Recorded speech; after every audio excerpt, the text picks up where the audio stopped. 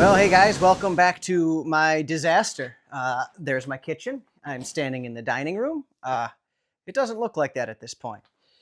If you've been following along, we've been doing some demolition. Go back and check those out if you're not sure what I'm talking about. This week, we're actually not going to get a whole lot done. Last weekend was Memorial Day weekend, so I didn't get to get in here and do much work because we were doing family stuff and playing.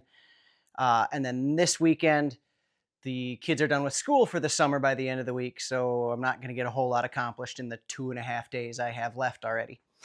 That being said, we're going to get a video out and we're going to get a little bit of work done. The main thing that I'm going to try to get done along the sides of the bedrooms is old insulation like this pile of garbage right here.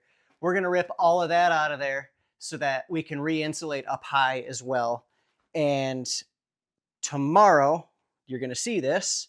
My dad's coming over with a dumb trailer, non-lifting trailer, that we're going to just load up the rest of this stuff by hand, haul it to the dump, and unload it by hand. And then we're finally done with the filthy part of this. We'll get the stuff from up high, we'll get the stuff off the ground. I'll even be able to actually sweep and have a real floor in here for a little bit. And that'll make the next step of starting to do electrical and, moving forward a whole lot easier if I can clean up in here. But for right now, I forgot a story last week, and the main thing was this right here, hopefully you're still in frame, is the thermostat. It's now just hanging from a cable from a nail, so I didn't have to unhook that thing yet. And that, well, obviously it's reading the temperature inside this room. About a week ago, the highs were in the mid 40s outside, which meant now that there is no insulation on the north and west side of my house, it got down to mid to low 50s inside our house, and it was very cold. And Katie, because of the mess, did not want me to turn the heater on because she was afraid of the dust getting pulled through. And I kept telling her, that's why I sealed it off. That's why I sealed it off. And finally, she got so cold, she relented and let me turn the furnace on. So we went from really hot to really cold inside, and then because the thermostat is in here on this side where it's not insulated and it is sealed from the rest of the house, the furnace ran. And before I kind of put it together, we were hot in the rest of the house because the thermostat being in here never sensed any of that temperature and never kicked back off. So I came in here and turned it off, and we haven't had to run it again since. We got it nice and warm. Now the weather's warmed back up and it's not a big deal anymore, but it's kind of been funny trying to live through this process. The other thing that I'm going to show you right now is when I started pulling, especially the attic down, the ceiling down from above where the camera is, all sorts of really old treasures fell out. And I thought it would be kind of fun to just see what we found from that process. So we'll go down here. This is going to be my little display bench. I have a little bucket of treasures. Really old shoppers, flyers. This is for something called,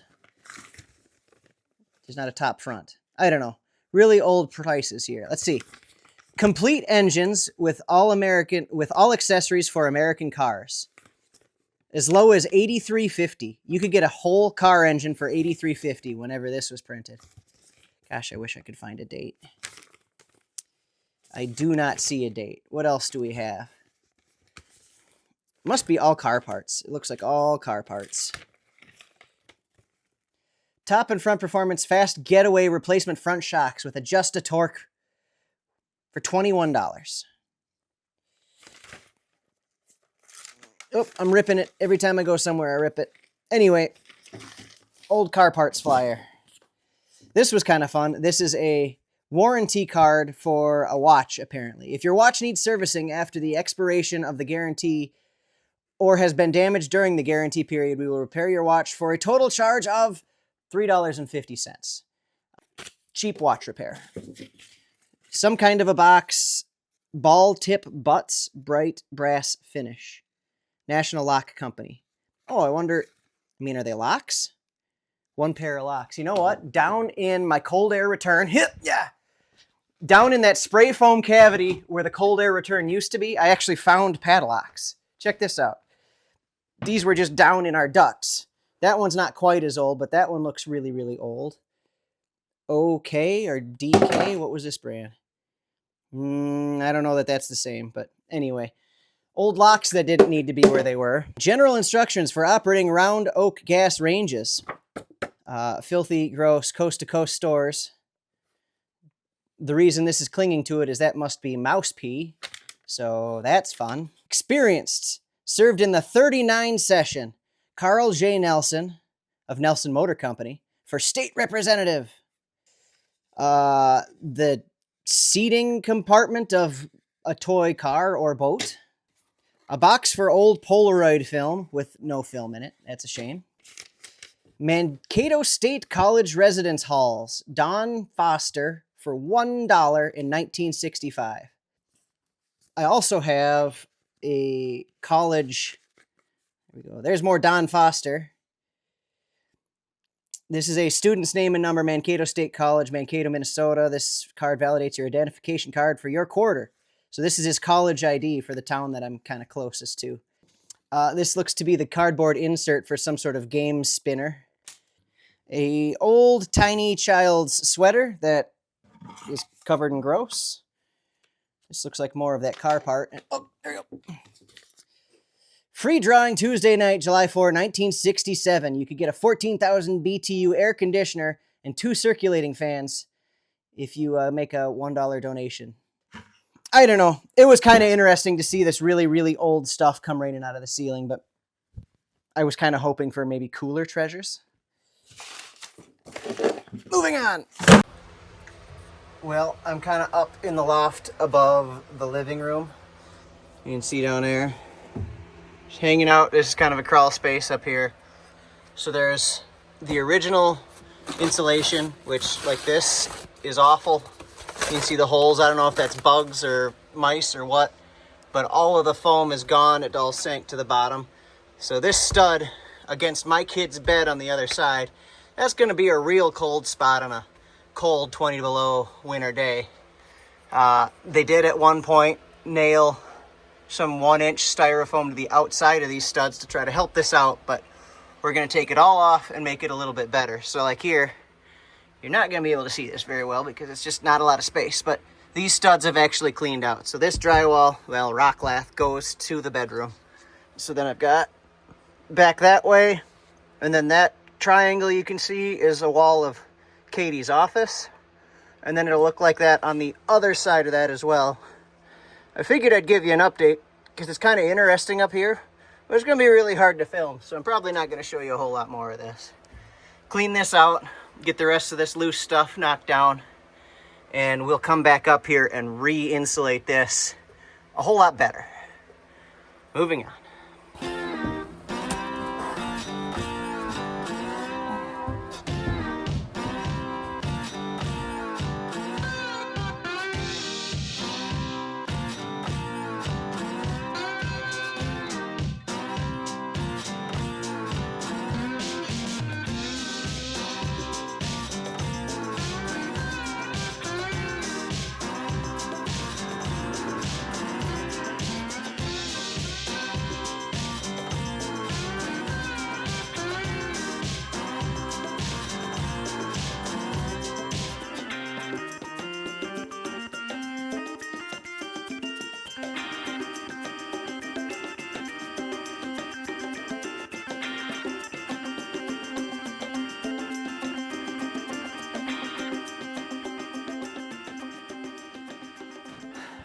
Well, guys, we got this place pretty well cleaned out of the debris. There's a few little piles, some sweeping to do, but all that can fit in my regular little garbage can and it won't be a big deal. I had every intention of pulling the camera out and doing a little bit of filming once we got to the dump, but it was just kind of a hurry up and go situation, so I didn't have time to film what was going on. But it was kind of interesting. I'd never been to this dump before. You pull up to a box on a scale and they say, "What have you got?" Construction debris. Okay, pull into the building. So you go inside this giant concrete building, and there's about enough room for 3 vehicles wide to back into the pile and just offload your junk. And the whole time you're doing that, there's this giant piece of equipment with, run flat tires backing up and smashing the pile against the wall and backing up and smashing the pile against the wall. And then he would scoop that up and dump it into a dumpster. So you'd offload and then you'd get out of the way and he'd come in and push your stuff up against the wall. And it was kind of funny because just before we got there, there was a guy who must have had 50 fully inflated basketballs that he threw off onto this pile. And that machine would come across and then hit this pile of inflated basketballs and boom, boom, boom, boom, boom, boom, boom, just popping all of these things as it runs over the top of them. Kind of surprising at first, but kind of funny after you realize what was going on. And anyway, it took a lot of work to unload all of that debris by hand, but we got it done. We came back here and loaded all of the garbage bags full of the insulation up into the same trailer, got back, and that was even easier to unload. So got the garbage out. Now in here, I can take the last little bit of that wall out. We need to put those beams in here so we can take this entryway out. And then we can really start rebuilding, honestly. Here, even if I look up high, now you can see that those walls up above, the boys' bedroom, clean wall, Katie's office.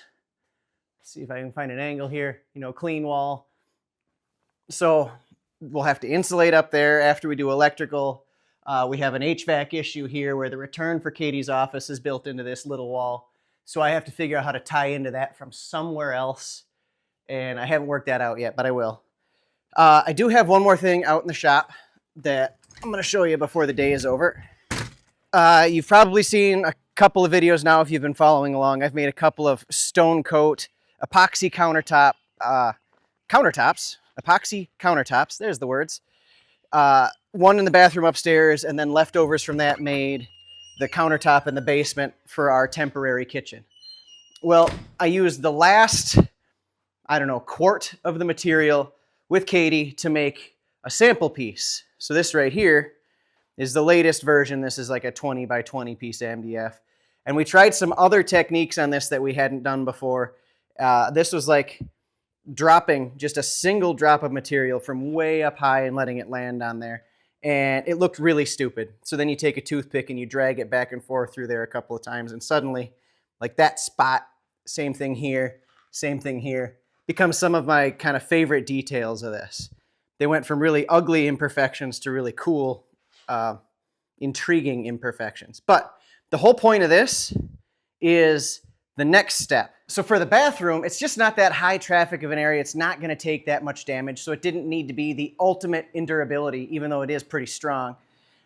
This kitchen, though, is going to be very high traffic and needs to be really durable so it lasts forever, or as close to forever as I'm going to live. So to do that, we have to end up using their ultimate top coat as the next thing. So the experiment is they have a gloss finish and they have a matte finish, and we just didn't have in our mind which one was the right one for this. So we built this test square, and we're going to rip that in half at the table saw and then use matte on one side and gloss on the other side and see which final durable finish is the look that we like the best to go into our kitchen when we get to that point. But that's going to take a little bit more prep work. There's some sanding, there's some cleaning, there's some stuff that has to get done, and I need to move on to other things. So that'll come probably in the next video. You'll get to see the results of that, and who knows what else we'll get done in the house. But thank you guys very much for watching. Again, like always, there's links down below to things that I may have used in here, things that you might want to research. And we'll see you next time. Come back, we'll have more stuff, more, I'm sure, misery to put me through. But see you later, guys.